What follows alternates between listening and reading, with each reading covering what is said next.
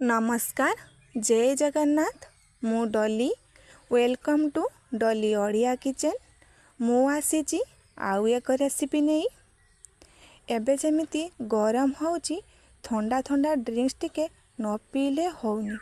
एबे आमर लिचुर सीजन चली मार्केट को भी बहुत सारा लिचु आसुची। चलतु तेबे बनैबा आज ठंडा ठंडा लिचु ड्रिंक्स जहाँ बहुत हेल्दी आउ टेस्टी भी। तेबे चलतु प्रथम आमे लिचु गुड़ी को डालरू अलगा करी गोटे प्लेट रे रखिबा। मो सबु लिचु को डालरू अलगा करी नेइची। मोर 20 रु 30 टी लिचु अछि। तापर आमे लिचु रु चुपा छड़े आउ गोटे जगह रे रखिबा।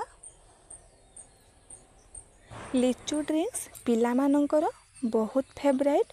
पिला माने खाइबा को बहुत भल पाती और देह पाई बहुत भल भी। देखंतु मु एठी सबु लिचु को चुपा छड़े बाहर करी नेइची।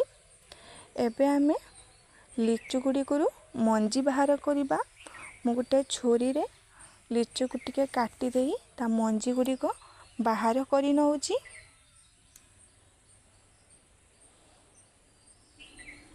मु जति की लिचु नेइची मोर 2 ग्लास लिचु ड्रिंक्स हबो।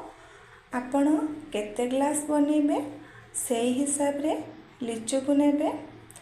देखंतु मु एबे सबु लिचु रु मंजी को बाहर करी नउची। एबे आमे गोटे ग्राइंडर जार नबा।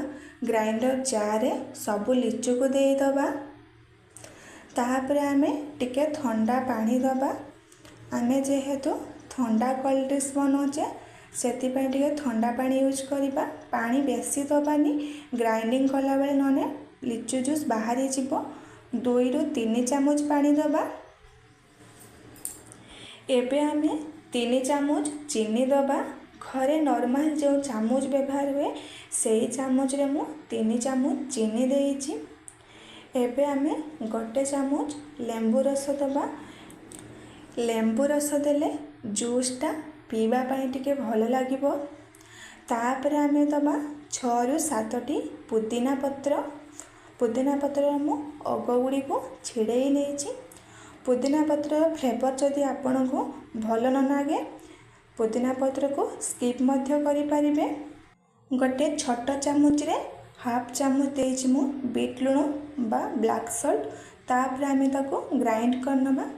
देखंतु एबे लिचु जूस ग्राइंड हो जाइए। एबे आमे गोटे छांकी रे लिचु जूस को छांकी दबा। तार खदड़ा अंश को बाहर करी नबा। लिचु जूस गुड़ी को जेहेतु टिके बहलिया अच्छी सांगे सांगे छांकी हो जीवनी। गोटे चामच बा चटू साहाय्य रे एमती टिके प्रेस करी देबे। नेले शीघ्र जूस गुड़ी को बाहरी जीवो।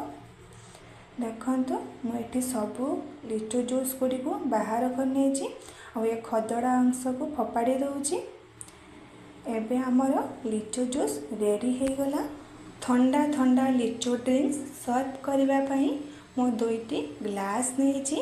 ग्लास रे 3 रु 4 टी लेखाए आइस क्यूब दउची। तापर आमे लिचु जूस को दबा।